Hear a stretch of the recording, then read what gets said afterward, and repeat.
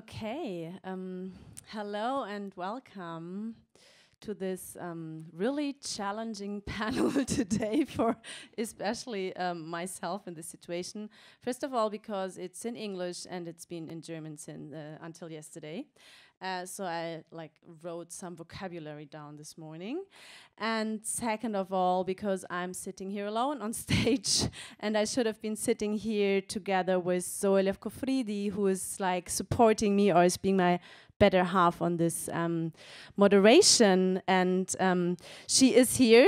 She is here, but you're just not gonna see her yet. I hit her at the moment, but I'm really happy that you are all here at this third discourse event of ARTGENOSS INNEN, our discourse series that we're doing, actually the whole festival, and that is trying to approach Donna Haraway's questions of interspecies relations and different ways to define and to work on these relations. And we've been talking about supremacy, we've been talking about violence, and yesterday we did a talk on collaboration and the question of actually other ways, maybe on an eye-to-eye level, to reach out to each other and to encounter and to have also mostly work relationships on this. And that was a really beautiful panel. We had some dogs on stage who did a really good job to take the focus from the other panelists. And today we're talking about empowerment. So we're getting a bit more political in this way, or it's already been political, but really making it the topic today.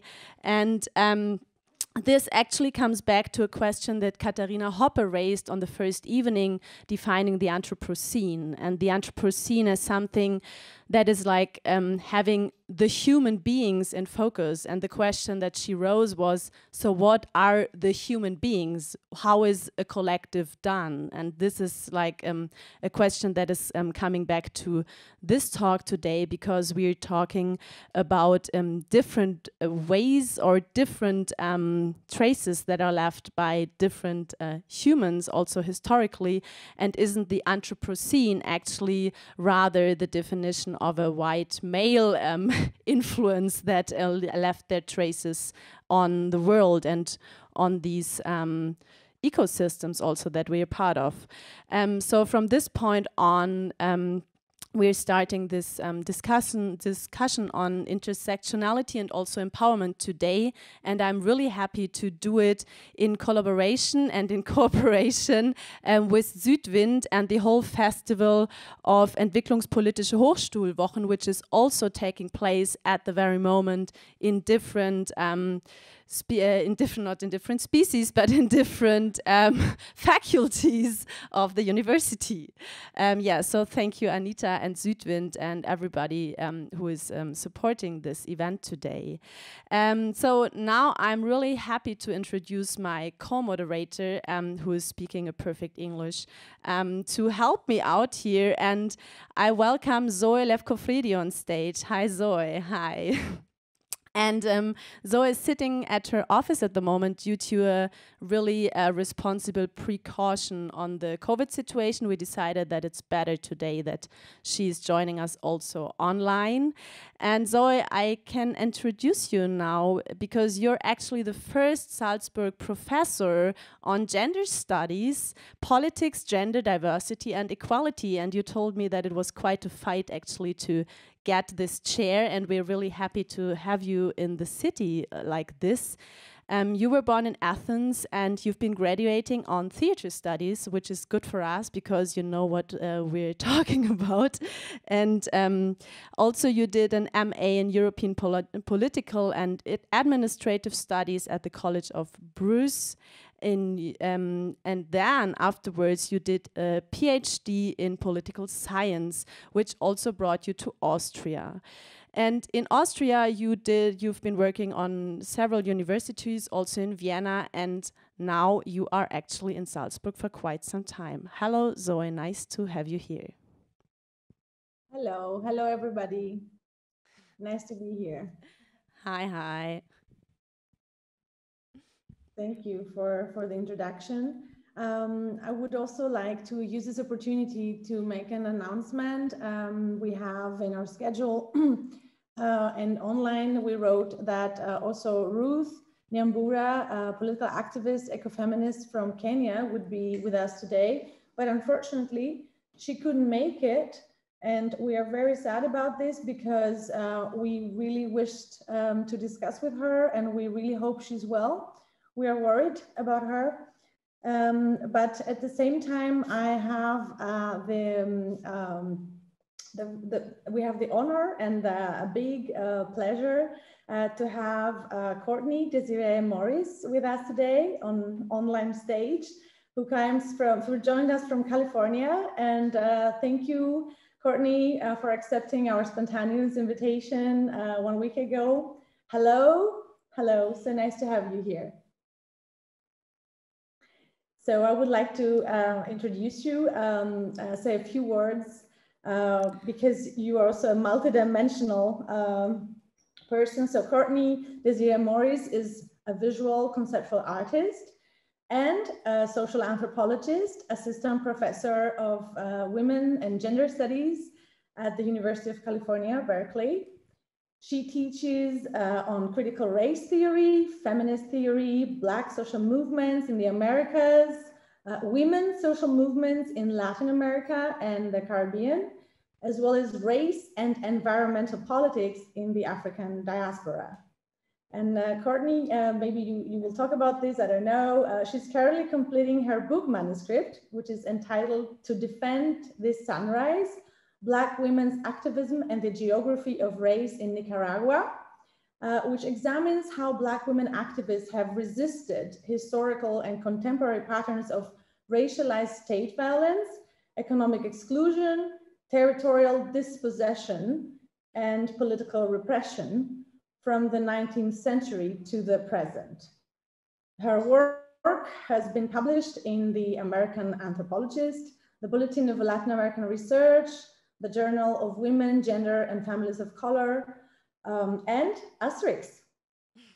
So that was the social anthropologist academic part of you. And I want to also say that as an artist, so you have like the other dimension is the artistic, and your work examines the complexities of place, ecology, memory, and the constant search for home.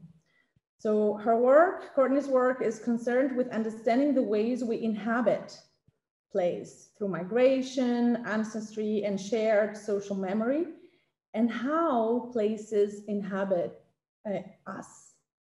So this interplay between landscapes and human subjectivity is evident in the ways that she uses her own body, you will see a bit of this, as a staging ground for remembering her family's experiences of loss, dispossession, and the persistent struggle to make a place for oneself in the world.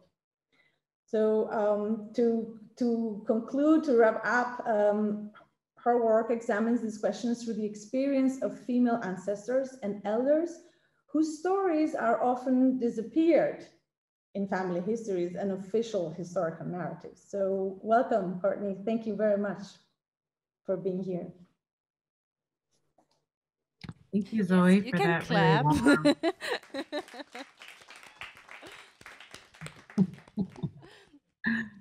Thank you, everyone. Dear Courtney, nice to have you. We're also going to present our next guests here, which are Annie Sprinkle and Beth Stevens, which are also joining us from California. Hello, hi, the two of you. Hi. Hi. They dressed up, exactly. So Annie and Beth, you're doing performance since quite some time in different ways. Annie, you've been working as a sex worker, you've been performing in a lot of movies, and you are a sex educator and doing feminist performance. Beth, you are a professor of sculpture, and you've been as a professor of sculpture and intermedia art in the University of California, Santa Cruz since 1994. And there is always a really beautiful point in your biographies where you tell that you just met and you just fell in love. And that is actually the moment where your cooperation started and you decided to work together.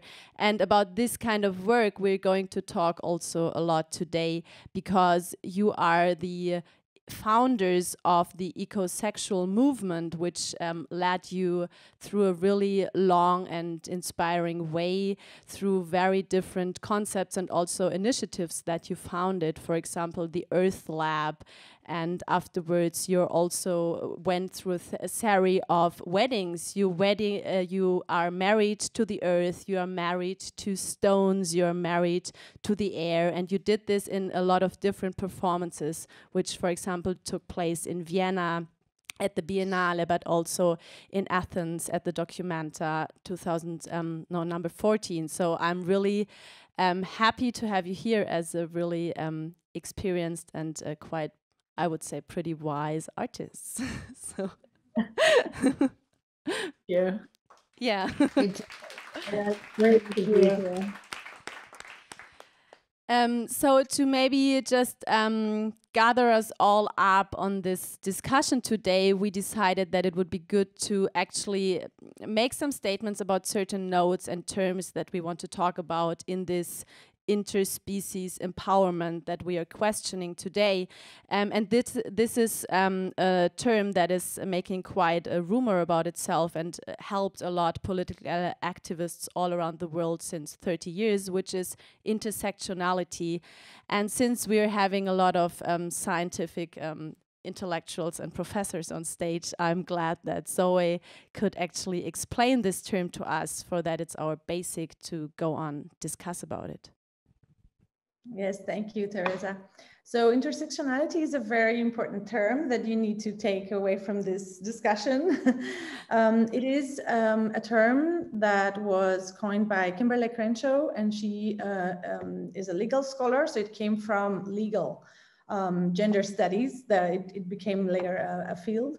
And it is a prism so that it can bring to the light the dynamics of discrimination that were not appreciated by the courts. So the origins of intersectionality is Black feminism. And the point is that gender is not experienced in the same way by all women and men and all people. So what is important to remember is that some persons can be members in multiple groups of discrimination and can actually experience inequality because of different reasons, not because they're women only. So they can be women of color, they can be disabled, they can have a religious denomination that is actually not really appreciated in the country or the region, or like there are stereotypes. And actually different treatment because of these different reasons, sexual orientation, age. So there's like very different intersections between gender and race and disability. And so this is like a new way of opening up a little bit, you know, our concept of inequality. And intersectional feminism is the idea that, you know, if you are for equality, you are for equality thinking of all the people, right? And you're not like being exclusive in your understanding of inequality. So it's not just women, but we need to think of more intersections between different categories of inequality. So I hope that was a little bit, that was clear. So. Yes, thank you. Does maybe somebody want to add something, because I think you're all experts in this? No? Fine. We're definitely going to go back there afterwards to these questions of definition. But now I would love to show you or give Courtney the mic to actually present us some of her work, so that we know what we're concretely talking about in this question of environmental and ecological questions of the arts. Courtney, please. Okay, thanks.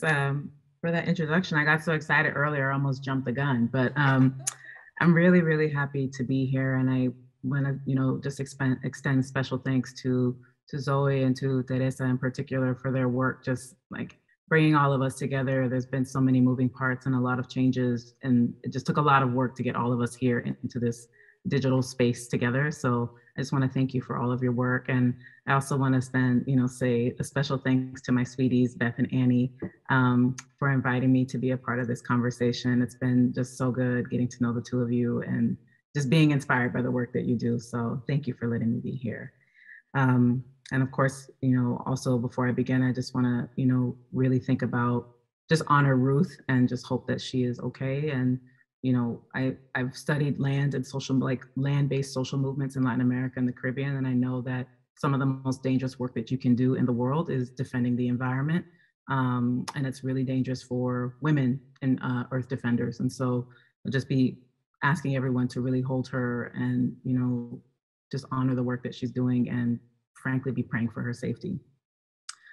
And so today what I want to do is just kind of offer a few preliminary thoughts on the questions that Zoe and Teresa have posed to us in terms of thinking about questions of empowerment and interspecies relationality.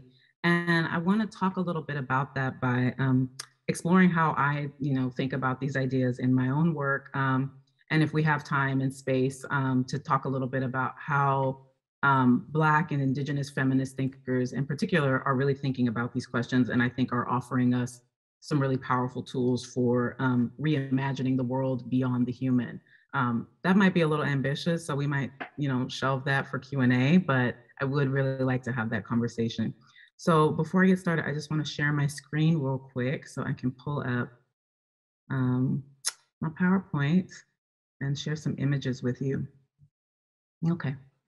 So I want to start by thinking about an orca. So in July of 2018, an orca who researchers identified as J35, scientists also had given her the name of Tahlequah, which is the name that I'll use during the presentation. This orca, Tahlequah, she made international headlines after she spent 17 days carrying the body of her dead calf for more than 1,000 miles in an extraordinary display of grief and mourning. Tahlequah is one of about 73 southern resident orcas that live in the Pacific waters between Washington State and British Columbia in Canada. In recent years, the pod has struggled to survive in the face of increased food scarcity, habitat displacement, and toxic exposure. They were declared an endangered species in 2005 after their numbers dwindled down to 88, and they've struggled to reproduce as most pregnancies do not make it to term, and approximately 40% of all calves who are born die within their first year. And I was living in central Pennsylvania at the time, and I remember watching the news and seeing, Tahlequah's, what some Greenpeace activists called her, quote, tour of grief. And I remember being deeply moved by this story. I thought about her carrying her dead calf on her back, then diving beneath the surface to retrieve its body when it slipped off, how she refused to let her baby go, and how she forced all of us to bear witness to the violent outcomes of modern industrial development. Her grief, for me, felt really palpable and raw, and it shook me to my core in a way that I didn't really have language for. Watching her, I was reminded of another grieving mother who had forced the world to look at what it had allowed to happen to her child. In 1955, Mamie Till Mobley shocked the world when she held an open casket funeral for her son, Emmett Till, after he was tortured and murdered by white supremacist vigilantes in Money, Mississippi. The photos of her son's bloated, discolored, and mutilated body reverberated around the world and ushered in a moment of racial reckoning that marked the beginnings of the Black freedom struggles of the mid-20th century. For me, there was a clear parallel between the grieving orca mother and between Mamie Till Mobley. I remember feeling, as I'm looking back and thinking about that moment, I remember feeling a really deep kinship with the anguish of this mother orca, and outrage that many of the journalists reporting on this event seemed astonished that animals know how to grieve, right? They were astonished that animals can experience something like what we human beings might call love. And it struck me that the same mentality of domination that makes it difficult for many white people in the United States to understand the depth of Black grief and mourning is akin to the kind of binary logic that allows human beings to diminish the emotional lives of animals as our co-relations on this planet. And so in my creative work, I think a lot about what it means to be in right relationship with the earth and the many species that inhabit it. And in my work, I've really drawn extensively from the earth-based spiritual traditions of the African diaspora, which provide really critical tools for thinking about where the human and the more than human meet. Much of my work is specifically rooted in the cosmologies of the Yoruba religious tradition, which is commonly known in the Americas as Orisha, or you might have heard the term Santeria, as it's been referred to in Cuba and Puerto Rico and other parts of the African diaspora. And so just very quickly, the Orisha are considered spirits who were sent by the divine creator Olodumare to guide humanity.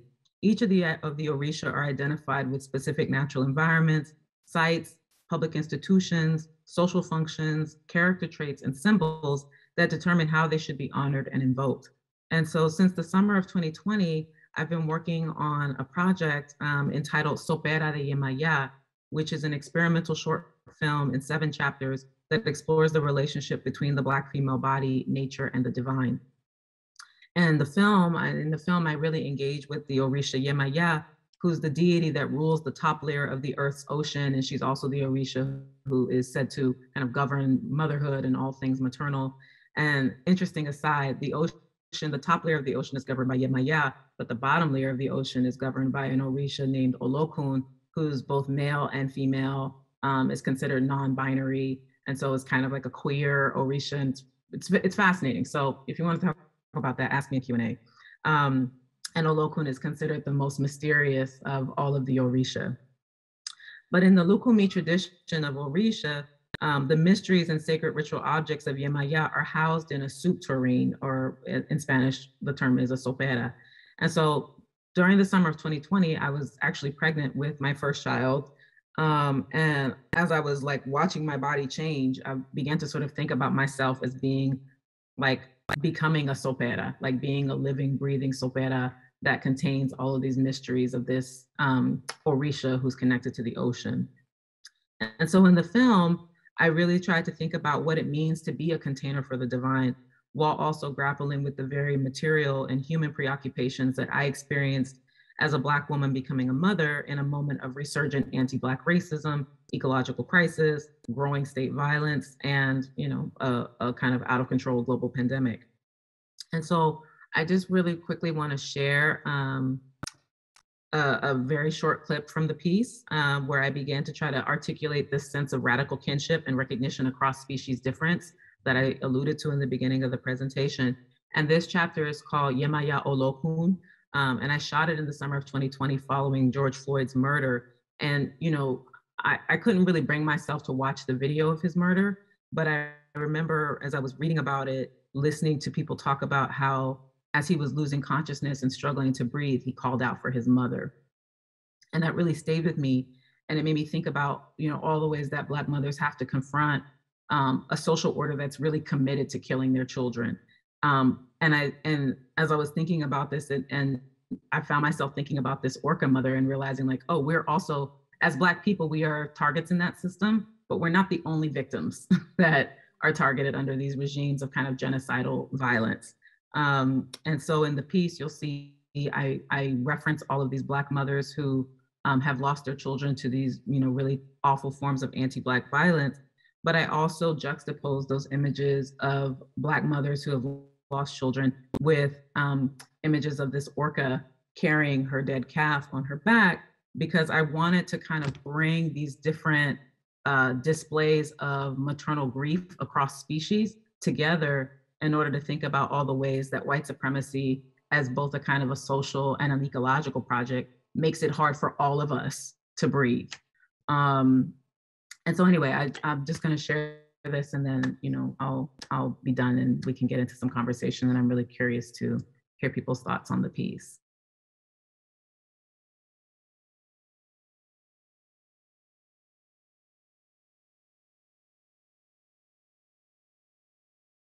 How many ways to say mother?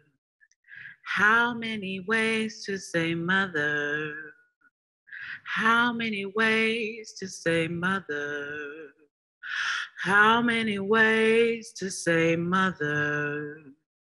How many ways to say mother, to say, to say, to say,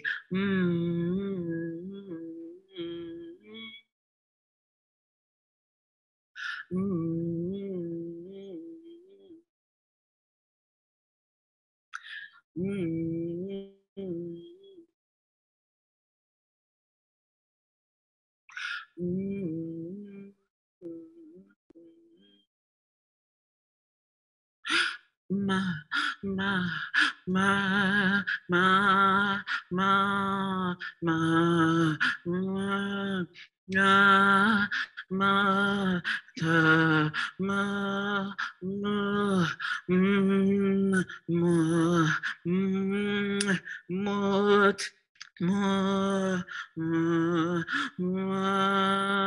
ma, ma, ma, ma, ma, ta, ma, ta, mama, mama, mama, with your last breath, whisper, mother, with your last breath, whisper, mother, mother, how many ways, how many ways, how many ways to say. Mother, be the sea roaring in my belly. Mother, be my salt tears. Mother, be my wine. Mother, be my lifeblood. Mother, be my spit. Mother, be my womb blood. Mother, be the slick between my legs when he slide his fingers between my lips. Mother, be the sweat gathered underneath my arms. Mother, be the fluid holding this ancestor in place. Mother, be my piss.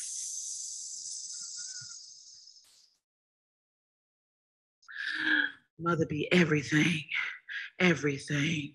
Sometimes my mama be mad. I don't like it when my mama be mad. I don't like it when my mama be sad. My mama be an ocean. Do not test your mother with your last gasp, with your last breath.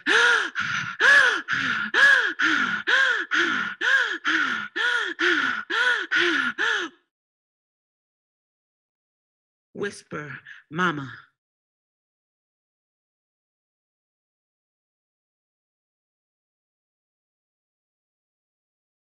So I'll stop there for now. I'm really want to hand it over to Beth and Annie and hear their presentation, and then talk to folks and talk some more about how we can think about imagining different ways of being in relation with other species. Thank you.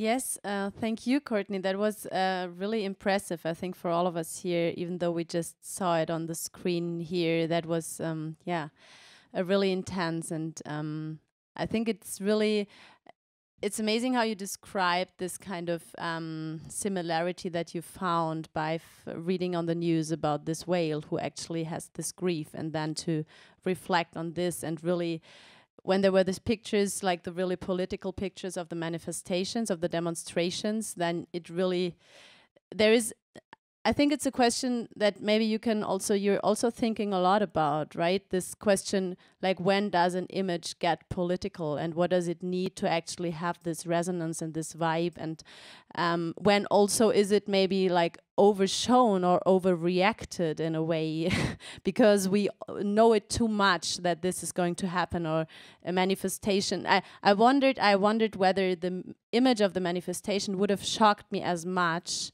if there wasn't the whale before and the story about the whale. And I think this is a really interesting intermingle. Maybe you can reflect on this or add something to it.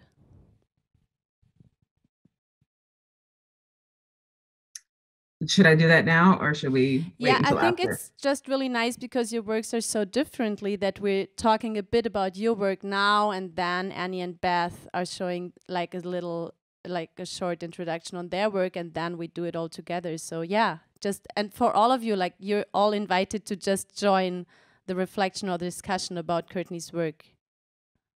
Yeah, I mean, I guess I would say, you know, I had thought a lot about using some of those images. I I often feel like these sort of images of Black death circulate almost a little too easily in our culture in ways that often really make me uncomfortable. Um, but I also, and they circulate so often and so freely in the culture that they do take on kind of a cliched quality. But I also think there's something really interesting about being able to take an image where people can look at it and they've already developed a kind of intellectual shorthand for what the image means.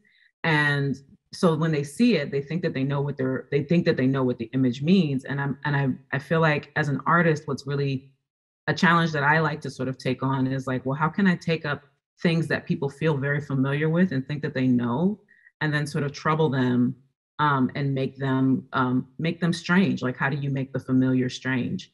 And so I wanted to sort of think like, you know, I think that we are very comfortable about talking about racial violence and kind of anti-Black violence as a particular kind of social problem, but we don't necessarily think about it as being embedded in these kind of larger systems of power. Like for me, racism is not a kind of parochial issue that is specific to the United States. I think of racism as like a planetary problem. And so I kind of wanted to, like a broader ecological problem that threatens, that really imperils the future of human survival on the planet. So I wanted to kind of think about ways to take these images that we think we understand and that seem very familiar, and to see if I could use them in ways that would open up different kinds of conversations and raise different sorts of questions. So yeah, I think that's definitely part of the exercise in that piece for sure.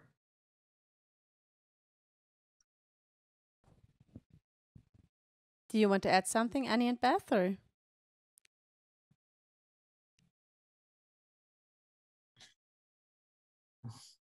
Well, I'll just say that was an extremely beautiful and moving clip of your film. I can't wait to see the rest of the film and the episodes. And this summer we went to, we were in Minneapolis, and we went to the site where George Floyd was murdered. And that also was, it's a living altar to him. And I think that the kind of solidarity and respect that people are paying to George Floyd has motivated a lot of people in the United States. It's also motivated the white supremacists to try to, you know, push back harder than ever. So we're in a moment here where it's impossible to separate systematic racism from the well-being of the world at large. And, you know, that goes for the people who are protecting the environment in South America, in Africa, also in the United States. Environmentalists are getting killed here. And I just had one little thought that was something I haven't quite connected before. Was I'm from West Virginia, where people have a history of respiratory diseases from mining, coal mining.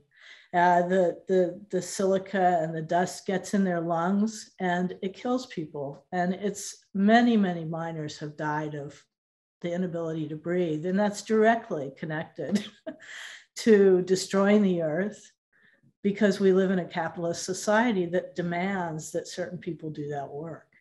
And so these were the kinds of thoughts that were going through my mind while I was watching this just extraordinarily powerful clip. So thank you, Courtney. Yeah, thank you. I was reminded of the power of art. And clearly you are so multidimensional and do so many things, but art also has a way of reaching us in a way like that science doesn't. The scientists need the artists. We need the activists, need the artists. And art is a language that really, poetry, touches us. We have our candle here for Ruth, who was supposed to be here with us today. And we are really thinking of her, and we were really looking forward to also talking with her. As someone who does work very different than ours uses a lot of humor and silliness and sexy fun. And wow. So I think we're going to have to literally switch gears and smell the flowers. Our work is, it's a lot about sensuality and the beauty of things we see and smell. But the Orishas like flowers taste. Too, right? So, we're happy to be here. And we have a brand new book, and Teresa asked us to read our Ecosex Manifesto. We have a lot of visual art. In fact, there's lots of pictures, and we do weddings. These are some weddings that we did, snow wedding and marrying the sea. And our work's a lot about trying to deepen our relationship with the non-human realms.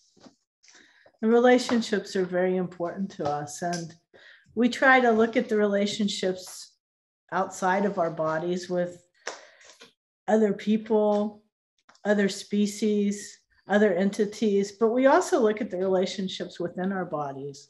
So we think about things like our microbial critter friends that are running all around our bodies inside, or our viruses. COVID has been a really, inspirational in terms of thinking about all of the different viruses that we carry with us as animals, as human animals. And so these are the kinds of relationships we're thinking about also. To me, COVID stems, and scientists stems from the destruction of the environment. So anyway, we will read our Ecosexual Manifesto 2.0. We are ecosexuals, and the earth is our lover. Fiercely in love, we are permanently grateful for this relationship. To create a more mutual and sustainable union with our lover, we collaborate with nature. We treat the earth with respect, affection, and sensuality. We are aquaphiles, terraphiles, pyrophiles, and aerophiles. We are skinny dippers, sun worshippers, and stargazers.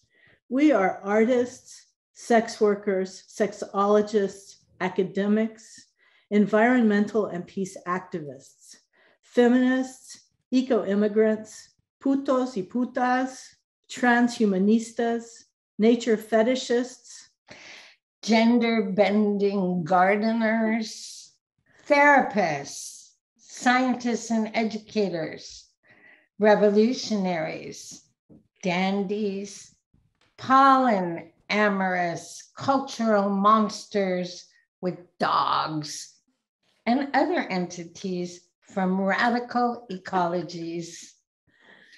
Whether LGBTQI, heterosexual, sexual, asexual, or other, something else, our primary drive and identity is being ecosexual. Viva la ecosexual revolution. And we wrote that, I don't know what year, 2000.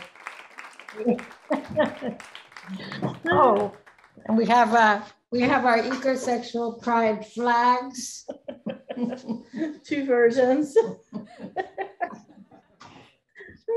Different versions. We wrote that manifesto for the Gay Pride here in San Francisco in 2015. And so we kicked that Pride Parade off with our friend Guillermo Gomez Peña, who's an incredible artist, Chicano artist, godfather of La Pocha Nostra.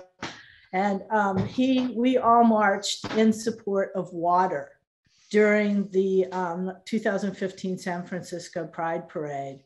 And that was another kind of interspecies collaboration, because I don't think there's ever been LGBTQI contingent that was marching for water in the Gay Pride Parade. So all different kinds of people joined us. And it was quite a spectacle and very, very fun. We have a longer manifesto, but Guillermo, he cut the ribbon and we added the E to GLBTQI. E. For ecosexual. So we want to add the E. So that's a little bit about us and what we do. And I want to say the word ecosex was kind of floating around, but when we did that manifesto, we defined ecosex, expanded on that definition and created the manifesto and launched it, which became an international movement. Yeah, the manifesto kind of gave it the intro that it needed. So nice. Thank you, Annie and Beth. I don't know if you heard it through the screen, but there was a lot of laughter here in the room when you read the manifesto, and we all enjoyed it a lot from over the seas. So thank you very much. German on our website. We have it in multiple languages, and if anybody wants to translate into any languages, we'll post it. And I'm sorry we don't speak more German. The only German word I remember is Gebärmutterhals and geil. That's pretty specific.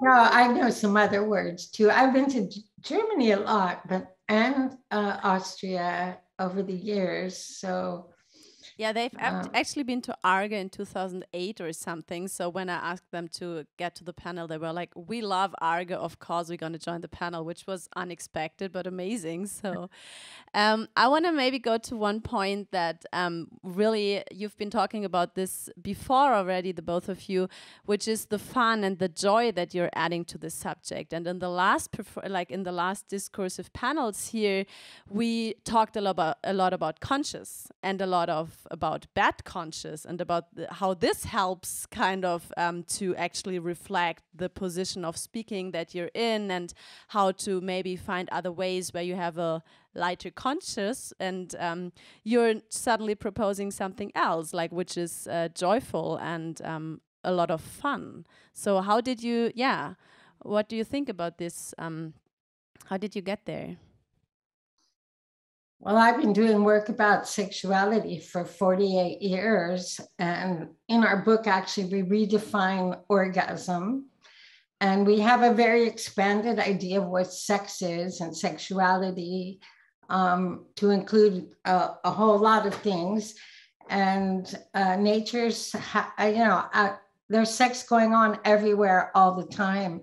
So we talk about the ecosexual gaze and seeing it. And a bee pollinating a flower, for example, is sex and sexy and sensual. It's a live sex show of sorts if you let yourself feel it or see it, or feeling the sun rays penetrating your pores. And the sex is more than a garter belt and penetration. And also we are not oblivious to all of the horrible things that are happening in the world by any means. We're quite aware. But we also look to other strategies for confronting, or for undermining, or for embracing the world as it is. And one of those things that we rely on are strategies of joy. And this term came from an Argentinian artist and theoretician, Roberto Jacobi, when during the dictatorship in Argentina, he would sponsor these dance parties in the street. This was a gay man, he had HIV, and he felt that the only thing that really could be controlled was his body, right? And to have this joy in the face of dictatorship. And this is also something that's being picked up by Black intellectuals like Adrienne Marie Brown, who has written a book called Pleasure Activism, which is a very popular book right now. A lot of people are reading this book that brings together joy and sexuality in the face of, annihilation. And because the annihilators can't stand it. The people that they want to oppress don't give up their joy. And, also, all the activists, we need something to keep us going and to remain hopeful. And through our senses, we can love the earth more. We can be lovers with the earth. And our strategy is to imagine the earth as a lover, as a partner, as a romantic relationship. And it's just been a great art experiment, to tell you the truth. We're artists, so we do art projects that explore that idea, earth as lover. And it's been very powerful for us on a personal level. We feel more connected, more in love with the earth. We feel that if more people loved and cared about the fish that was caught on the hook, they told us it didn't have any feelings. Well, that's bullshit. That fish had feelings. That whale has a lot of feelings. And I also just want to say that so-called nature, or the natural world, when it's not, on fire or having floods, we always say the earth can be a cruel mistress and there's no safe word. But on the sunny days, or, during times of relative calm, the earth can give people great solace, as well as animals. I mean, there's a sense of peace and joy in connecting with the earth. And after this interview, I'm going to downtown San Francisco to a neighborhood called the Tenderloin to do an interview with a curator, Daryl Smith, who started something called the Tenderloin National Forest. And the Tenderloin is a very tough neighborhood. There's a lot of homelessness. San Francisco has a huge homeless problem, and all of the things that come with people living on the street. But there's this one alley between two buildings on Ellis Street called the Tenderloin National Forest, where people walk by and they want to go in there to get the joy and the solace of being in these trees. There's a redwood tree there. It is just magnificent. So I'll have some video imagery of that fairly soon, and I can show it to anyone interested. And it's something most humans appreciate. Who doesn't love the sea? Who doesn't love the air, the sky? Who doesn't love the soil on some level? So it brings us together. And if people love the earth more, maybe they'd take care of it better.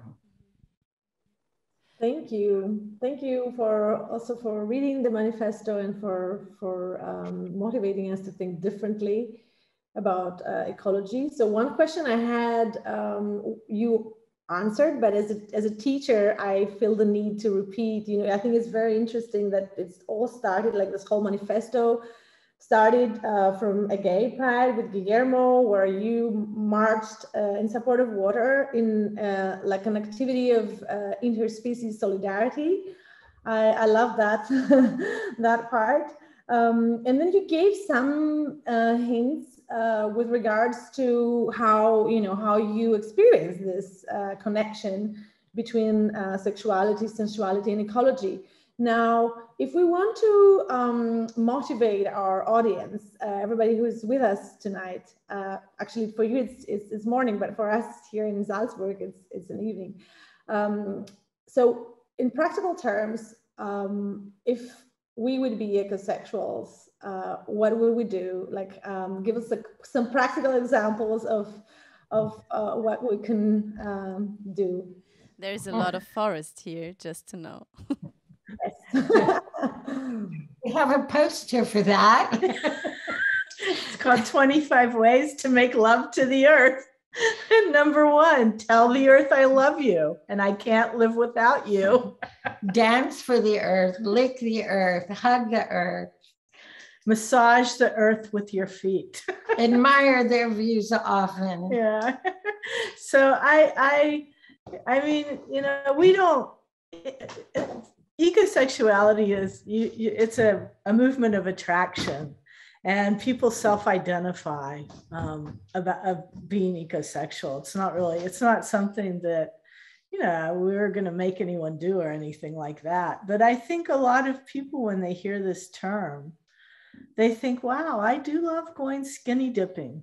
right? Or I do love lying in the sun, or I love breathing. I mean, when we're breathing, we're having intercourse with the air we breathe, right? I mean, it's this strategy of joy. I love that one. It's a strategy of joy. Also, we imagine the earth as trans, all genders. So we use he pronouns, they pronouns, she pronouns. But a lot of ecosexuality is fantasy and imagination. Well, it's conceptual art too. I mean, the manifesto that we read is the 2.0 manifesto, but it might actually be the third manifesto that we wrote, because we wrote one several years earlier that was a much longer manifesto. So we do things over and over again to just try to make them better, you know? And really the manifesto came from our art historical knowledge that every good art movement has a manifesto. So that was, one of the reasons that we also created a manifesto too, is because we're artists and we wanted a manifesto. But of course, eco-sex, anything with the word sex, you push up against sex negativity, and sex gets attention. It's something people are interested in, but it's also fraught with political, censorship and fear. And a lot of people are struggling with sexuality, and sex education is an issue. So, I mean, for me personally, having been so involved in sexuality all my life, it's just the next level. We're always learning, and we try to teach what we learn, and we do art experiments. And as far as what we do as ecosexuals, that's very individual. It's people say, oh, that's so California, but like it has an edge. It's like swimming with whales. Could be, it's intense. Yeah. Or running naked through nettles, stinging nettles, those, which Beth did once. It's very intense. Getting poison ivy. When you peed once. When you peed in the woods, and that's pretty kinky. But I think there is one point that you've been. I want to just say one more thing though. We're aware. We're acutely aware that not everyone has access to this idealistic, notion of nature. That can also be something that's guarded by people in power. For their own enjoyment. And we are trying to also trouble that, to make the beautiful strange in some ways, and to make the devastated landscapes also something that we love and interact with. Yeah. And there's one thing that is really, I'm sorry to interrupt you, because this actually brings me to something that is kind of connecting both works that you're doing, because you're both really working with rituals in your performance arts, like doing rituals for a celebration, making a space that is becoming a symbolic one, that has kind of a commitment in there that changes the room afterwards. It's like not like kind of the opposite of, not the opposite of doing theater, but like kind of it's meant to stay in a symbolic way. And you're doing the weddings, Annie and Beth, and you decided to marry Earth even like as a whole, and then also the different elements. And also Courtney, you're doing a lot of rituals that are coming from Afro-American Caribbean traditions, that are finding also, I think it's kind of another way of story collecting, like collecting stories and maybe myths and traditions that have been forgotten, or maybe forgotten is even also a really relative word, like who forgot what, right? And what is on the surface of what we know. So, but I would like to talk about this aspect, especially because concerning Donna Haraway that we're focusing on a lot, she is doing this search, or like inviting us to look for other narratives and to invent other stories or live other stories. And I think it's really interesting how differently you two approach, or you three approach this this proposal, because Annie and Beth, you chose a really traditional way of ritual. You chose a marriage, and then also Courtney, you chose rituals. So maybe, Courtney, you can elaborate on this meaning of making a ritual for you in your work. Yeah, thank you for that question, Teresa. I really appreciate that insight, because I do think that, you know, at sort of first glance, I think maybe our work seems really different, but I kind of think of it more as like a continuum. And, you know, one of the things that's been really great about, because I think, and maybe I'm just kind of a Debbie Downer, I do think about the dead a lot. And I'm constantly like in a state of like thinking about ancestors and mourning and you know, like that sort of historically has been a lane that I think I've been operating in, because because there's just like a sense of urgency to that work. But I think, you know, one of the things that was so great about encountering Beth and Annie's work was realizing like, oh, I could still do that work of ancestor veneration, and I could still engage in these practices of ritual, and I could still talk about the earth, and I could do it in a way that also like holds space for joy and pleasure and in ways that I hadn't really thought about. And so it's also been interesting for me thinking about like how this encounter has shifted my thinking about my own practice. And like, you know, like right now I'm in the middle of developing a series of like rituals with the Orisha Oshun. You know, she's like, well, she's all the things. She's like, you know, the Orisha who governs like money and wealth and pleasure and desire and sex and reproduction. And, you know, she like rules the marketplace. And she's also like the Orisha who's connected to rivers. And, you know, her colors are like gold. And she's just like this vibrant sort of energy, like sex is so interesting because it is like sex is like pure life force, you know, and she embodies that. And so I was like, oh, I could like make work with Oshun. Like, so anyway, so now I'm doing like, I'm like incubating a whole ritual with Oshun and like working with honey, which is one of her elements. And like, she's connected to like bees and hives and stuff. And so I'm just like thinking about that. But I do think that like, I love the idea of taking rituals that people think, again, like that people think that they know and being like, oh, a wedding can be anything, you know, like a wedding can be a space, a strategy for building community. It doesn't have to sort of be tied to these ideas of kind of like statecraft, you know, like how the state comes in and regulates relationships and family and sex, but that marriage and weddings can be about something else. And so I think that there is something really, I really like that idea of making the link between the two kind of bodies of work as being really distinct, but really kind of like, there's an interesting sort of resonance in these kind of ritual practices that I'm also really intrigued by.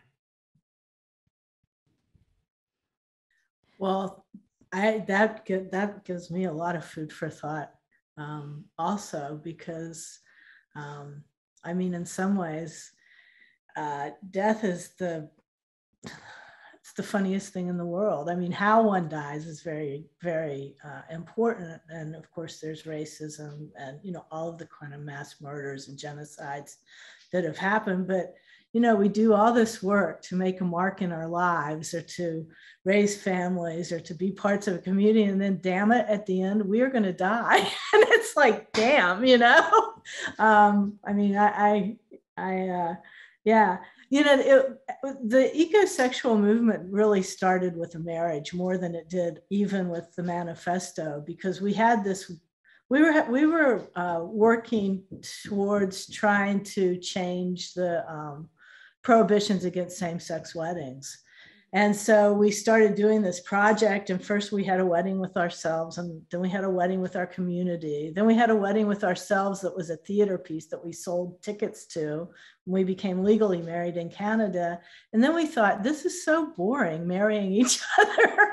We need to do something else. It wasn't that boring. It was pretty cool. Well, we thought it was, it just grew. We thought it was too self-involved.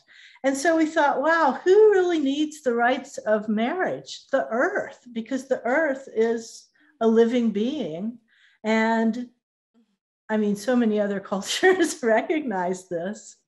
So let's marry the earth. And when we did that the next day, and the power of ritual is that when you do a ritual, things change.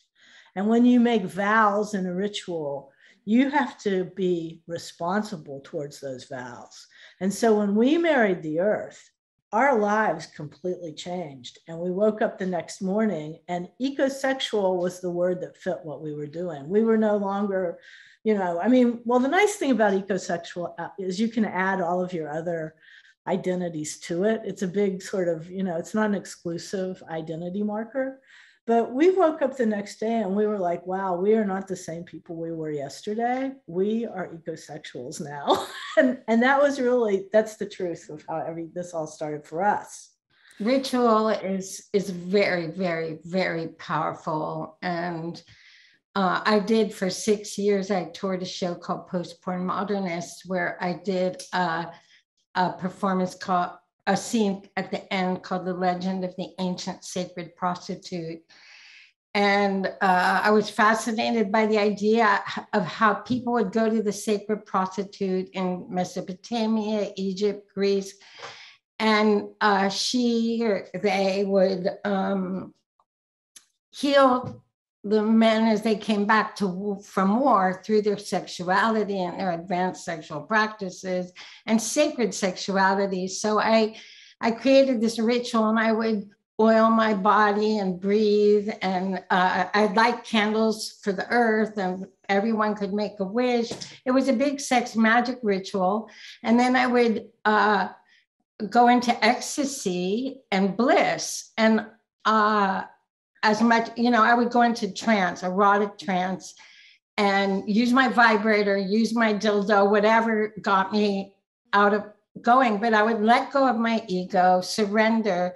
And I found I could be in ecstasy and bliss and also feel the pain of the human condition. I would I would feel the woman who got raped around the corner the week before, who I heard about.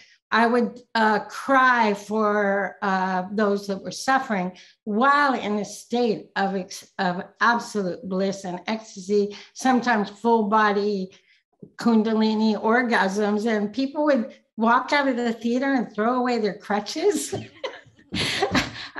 No, seriously, it started like in '89. People were sick with AIDS, and would come in, they would feel better. And some people were like, and everybody had a rattle in the audience, and it was a ritual at the beginning, middle, and end. It was a trance. It was about 20 minutes long, and with theater lighting. And it was, I learned so much from doing that about life and death and ecstasy and pain all at once, because you're in a different world. It's like in the art space that Courtney showed us. That space is different. Ritual space is outside of normal everyday life. And it allows magical things to happen. Yeah. Do you want to add something, Courtney? Yeah, I just was thinking, thank you for sharing that, Annie. I was really, as you were talking, I was really struck, and I was like, oh, I think that part of the function of ritual is to get us, like, there's so much in our daily lives that's about numbing us. And ritual is an intentional practice of like rooting in feeling, and like rooting in the body and connecting. And so I just wanted to sort of throw that in there, because I feel like ritual is like a practice of it's almost like time feels different in ritual space, like you can be doing something and you're like, wow, that happened. It feels like everything is happening so fast, or it feels like we've been here for hours, or, you just sort of lose track of yourself, and you lose track of time, and like you lose track of where you are, because you're just so present and like in your body and in the moment. And so I just thought that was so powerful. Wow, that was amazing. Thank you. I was just thinking how environmental activism can be a ritual, and the people in Scotland right now doing, the COP26. Yeah, marching and making signs, and an art project is a ritual as well. Can you maybe elaborate what is happening in Scotland at the moment? Because I'm not sure if everybody's aware. It's a UN gathering on climate change. The UN conference on climate change is happening, or I think it might have just concluded, but it was happening in Glasgow, in Scotland this week. And we're just, I don't know, like hundreds of thousands of people descended on the city to really protest and make demands for real global climate change policy. I don't think that really happened. That's what people were asking for.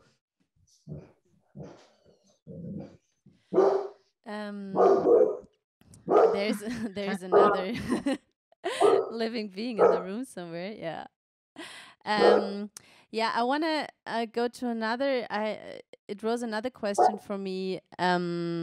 Actually, that also maybe the three of you is doing in different ways, but is definitely part of what you're trying, is going where we are not taught to think about, like dealing with taboos in a way. And we've been talking about this aspect of not being able to imagine or not imagining empathy or like a feeling of an entity that has feelings and emotions from other species, that we like kind of try to objectify this this identity, and by this kind of muting it in a way. And on the other side, also this huge social taboo of intersex between the species, like, and it's still forbidden and it's still prosecuted a lot. And I would like to know how you're like going to this point of, because it's so much on the name, like ecosexuals is so much written all over it, like this this taboo, but nevertheless, when we're watching your movies or when you're like doing a performance or something, that it's still, it has a tenderness that is not connected to the taboo that everybody has in its mind. So I think that's really interesting. Well, I mean, just to directly confront the sort of taboo of ecosex, we consider human beings to be animals also. And so when we're having sex with another human being, we're having sex with an animal, but also with all of their water, all of their biome clouds, the stardust that we're made of, the calcium, the minerals. I mean, when we do ecosex, we're not also just thinking about animals, we're thinking about plants. I mean, we all know we have flora and fauna in our digestive systems, and that's how we're able to digest food. As far as other interspecies sex, that's problematic because we really try to ask for consent when we interact with another being. And the other thing that we're trying to do is expand the definition of sex from a kind of heterosexual or even queer intercourse. So like when I said we have intercourse with the air we breathe, I mean, if you do ritualistic breathing, you will realize that you can have energy orgasms just from breathing. And so, you know, we're trying to problematize and also make strange this thing called sex. But as you were asking the question, I was thinking of growing up in an agricultural, you know, small agricultural area in the Blue Ridge Mountains specifically. And I knew a lot of farmers that really, really loved their animals. Some of them loved their animals more than they loved their, you know, married partners. And, you know, there's a real beauty to that kind of, that's a kind of, you know, interspecies relationship too. And then the Kinsey report, which is a report about human sexuality that was done in the 50s in the United States, actually did track that, you know, people did have sex with their animals. And what I would hope is that there would be some kind of, I don't know, consent with that, but it's hard with those sorts of power relationships. So we try to navigate the world without abusing power. And I think we've been able to do that. I mean, you know, sometimes we're part of a neoliberal system. We're all eco sinners, we say. But we try to be conscious and raise consciousness around that. And so, you know, the kind of slaughter and extinction that animals are experiencing now, if someone considers that less important than, you know, having some kind of relationship with another animal, then I think there's it's a kind of double take in a way. And we, you know, sometimes we get in trouble, especially around hugging trees. We're called tree huggers. And that's a derogatory term, you know, just generally in the United States. But we think, like, if you're hugging a tree, how does that compare to clear cutting a forest, which is seen as a productive activity because that, you know, empowers your gross domestic product each year? I mean, capitalism has really twisted our relationships with the world. When you turn living beings into gross domestic products, there's something very, very wrong.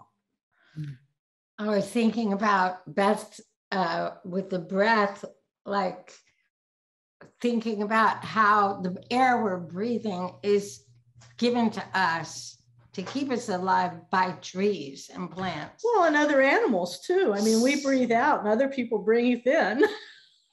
So, but also I do have to say that Beth and I are very lucky. She has a good academic job. We're not, people grow our food here in California. We have great food. We have shelter. We are lucky. So we have the luxury and privilege of exploring these ideas of pleasure when, others don't have that luxury. But I would disagree with Annie right now, because I grew up in an extremely poor part of the United States, and people in Appalachia love nature. Well, sure. And get a lot of pleasure out of it. We met a guy who works with men in death row, and we were talking about eco-sex. He said, I'm going to talk to some of my guys, he's a psychiatrist, about how they can be ecosexual. Well, be more connected. Be more connected through the toilet paper and using less toilet paper, or thinking about their clothes and how they're made and where they're made and things like that. It's a mindfulness practice, really, eco-sex, but it's complicated and it's simple. It's an environmental activist strategy. Yeah, it is. And it's an art practice. So, but we do think about these very complicated and taboo, subjects, because that's the first thing some people think about when they hear the term eco-sex. Exactly. So I want to follow up on that. So what are the main challenges you face? You mentioned tree hugging, the term, the way it's understood. But my question also extends to Courtney and her work. So as researchers and teachers and artists that have ecology at their focus, but they approach it in a absolutely non-conventional way, right? So what are the misconceptions that people usually have about your work, and how do you try to combat those? How can we combat those misconceptions? And like, if you could elaborate, like, where does resistance come from, but also where does support come from? Do you see like patterns, and where do you see like thinking positive? Because I think that all of you are in the end like trying to to improve something, to improve the world. So where do you see opportunities for gender, racial, and climate justice? Mm-hmm. A question to the group. Courtney, maybe you want to start this time? Sure. I guess I think one of the things that's so interesting is like, I didn't really start out making work about the environment. I was, doing other things. You read my bio. I was like studying social movements and working in Latin America. And I sort of realized maybe like 12 years ago that I needed to sort of pivot and rethink my kind of like critical orientation towards the environment, because basically my mother's hometown, which is a historic Black freedmen's community, was bought out by a South African petrochemical company that just took it over and destroyed it. And I think, I think one of the greatest misconceptions that I've encountered in my work as both a scholar and an artist is there is particularly in the United States, I think it's less true outside of the US, and I think it's also less true in like parts of the developing world. But I think in the United States, there is a really prevalent discourse that Black people don't care about the environment and don't have a relationship to the environment. And of course, that's patently absurd, because our whole history in this country, the better part of our history in this country has been our relationship to like working the land. And then after slavery ended, the struggle to like to access land and to hold on to land.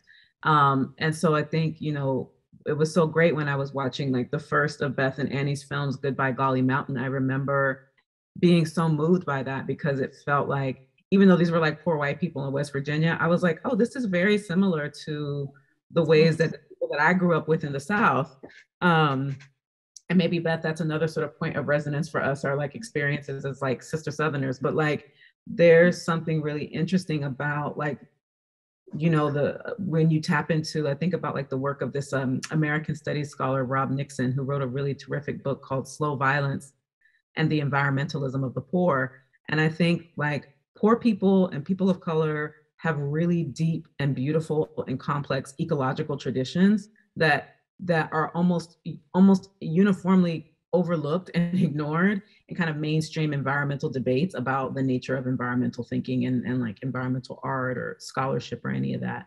And so a lot of my work, I think, is about really engaging in a really intentional and like deep way with those ecological traditions and trying to kind of surface the ways that poor people, that working class people, that Black and brown people engage with their environments in ways that are really counter to the logics of like extraction and capital expansion and industrial development, right? It's like people might get caught up in those systems of power because they have to survive and they're trying to figure out how to like create a livelihood for themselves and all of that. But there's also something really interesting about the ways that people resist that in their daily lives, right? Or how they express these environmental or these ecological values that are really about preservation and like honoring the spirit of the land, you know, in a way that I think people often don't take seriously. So that's really what I try to, I think that's a common misconception that I really resist in my work. And I'm always really interested in seeing how other people are doing that work and like talking about the environment and like realizing that like people are thinking about the environment all the time, you know, and they're having conversations about the environment all the time. Like, and I'll just say this and then I'll stop. But like, I remember like one of the projects that I was doing was interviewing my grandmother, and in the Sopera de Yemaya, I have a video that's just my grandmother like praying. And it's really beautiful. And she passed away a few years ago. But I remember talking to her and being like, tell me about what it was like growing up, and what was it like before integration and da da da da. And the first thing she started talking about was trees and how beautiful the trees in her community were and how devastated she was when like these petrochemical plants started going up and the trees started to die. And that for her was like this critical moment of like, oh, that's when things started to shift, is when the trees started to die. I was like, whoa, my grandmother is not somebody that people would have called an environmentalist, but she was deeply concerned about the health of the environment and understood that the health of the community that she was a part of, that the community that she lived in was only as healthy as the environment that they lived in, you know? And I was always really struck by that. And that's really what I try to get at in my work. Scholarly. But they had no power to influence development. So if you don't have voice in politics, then you cannot express this concern. But I mean, she was marginalized, so she could not actually influence the developments back then. So I think it's very interesting that you say that there is like this like neglected tradition of environmental thinking that, you know, people just don't know and make assumptions that do not hold, right? Yeah. Thank you very much for clarifying this. Annie and Beth, challenges and opportunities and misconceptions in your work?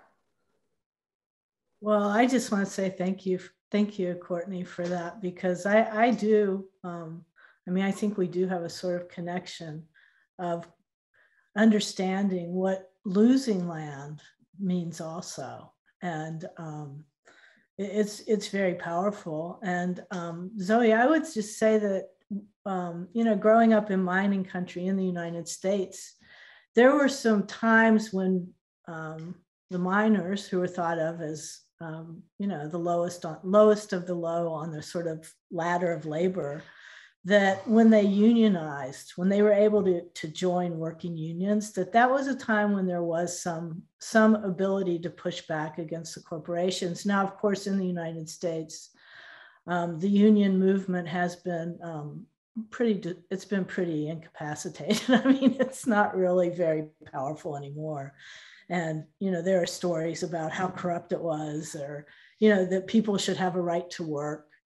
These sorts of things that are, you know, part of the story of disempowerment that you know, and the stereotyping of poor people, that's, you know, that's used to just continually override their needs and desires. But we get made fun of a lot, you know. I mean, I think too that, you know, and we can embrace that because we do engage humor and silliness in our work. So we can just kind of, we're kind of like the coyotes, where we can take criticism that's thrown at us and turn it back, you know, to reflect whoever it is that's doing the criticism. And we also learn from some of the criticism that, I mean, you know, I've had a real learning journey growing up, you know, I mean, for all the good things I'm saying about West Virginia, it's also a hotbed of white supremacy. And so I've really had to learn how to think through race and sex and gender. And I'll have to say, reading Donna Haraway's work has been very helpful. For me, I first encountered her work in 1992. And in fact, I saw her give a talk at my graduate school, and I fell in love with her and her ideas. And that was really what led me to come to UC Santa Cruz in California, you know, was to work near her. And anyhow, you know, we get made fun of a lot. But I think people also are threatened by us too, which is a funny kind of, you know, binary position to be in for thinking about our work. Just to, because I'm sorry, Annie, just because time is running, and we normally like try to finish this session in 7 minutes, which is really, really soon. So I would at least take the chance to invite the audience to actually have questions, to make a statement also into this discussion. It won't be so broad as in the last days, but at least to, just take the chance to be part of the discussion if there is anything you want to say. No? Not yet. Well, you talk about some of the problems and challenges. I'm coming at all of this from an old hoe perspective. I got into pornography and prostitution at 18. I could have gone to college. My parents were both teachers. I had options. I chose sex work, and it resonated for me. I was always inspired by the creative impulse. I loved sex, and I loved filmmaking, and porn fit my needs. I needed to be touched. I needed love. I needed to learn. I wanted to learn about sex. So from 18 years old, I was in the sex industry. So now I'm grappling with being 67. Am I a sex worker still?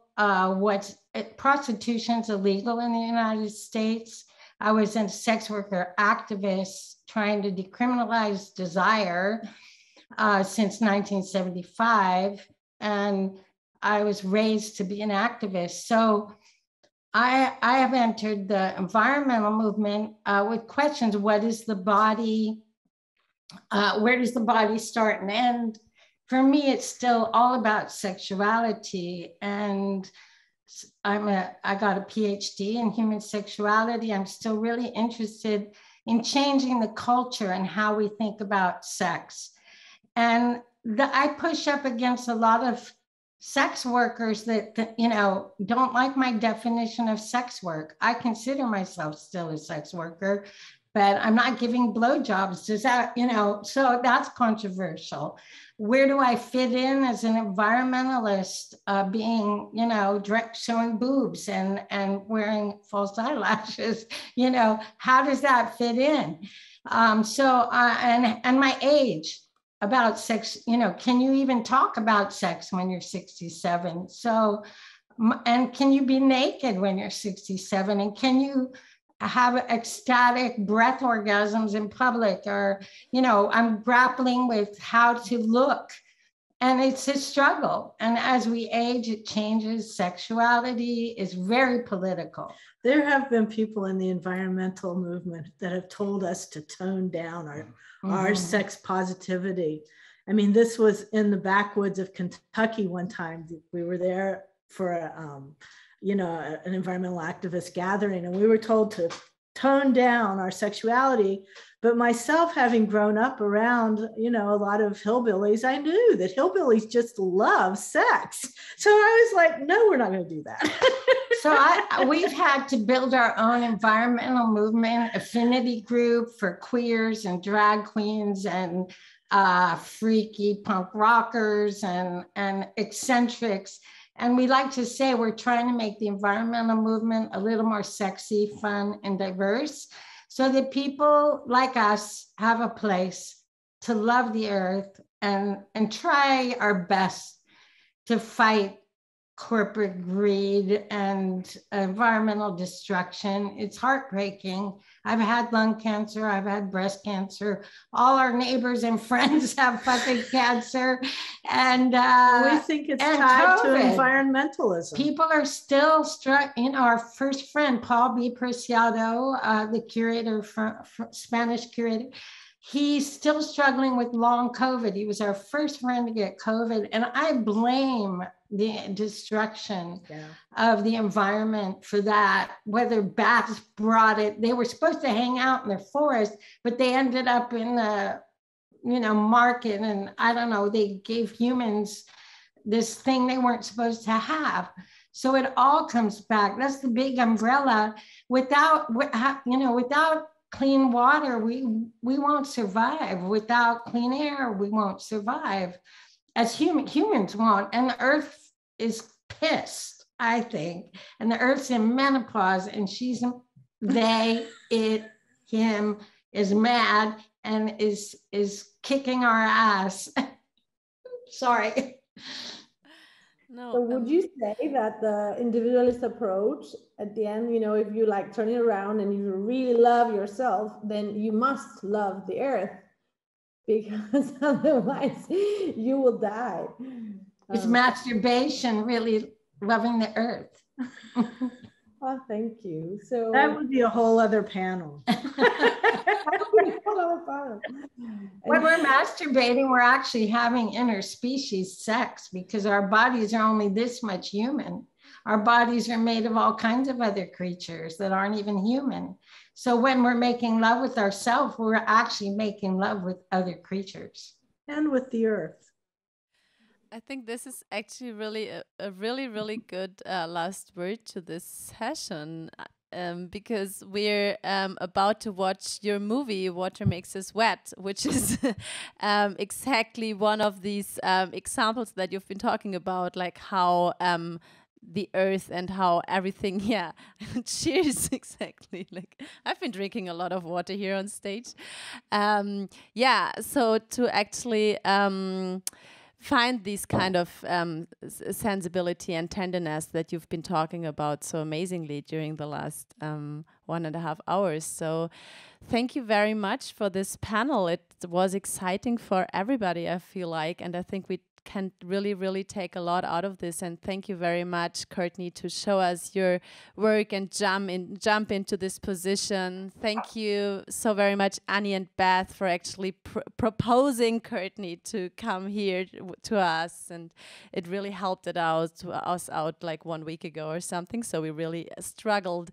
And thank you, Zoe, for being my co-moderator, which was amazing to have you here on the team. And thank you all for being here and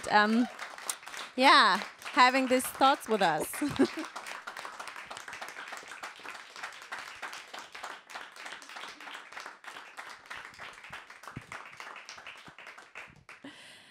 And for us here, the show is going to start in half an hour, but we all have to leave the room. I can actually say it in German, I think. But yeah, we have to leave the room, and then we come back half an hour later to watch the movie here, Water Makes Us Wet, from Annie and Beth. And we're really excited to do this. And thanks a lot for being here. Thank you, Teresa. Thank you. Thank you, Zoe. Thank you, Courtney. Thank you, everybody. Thank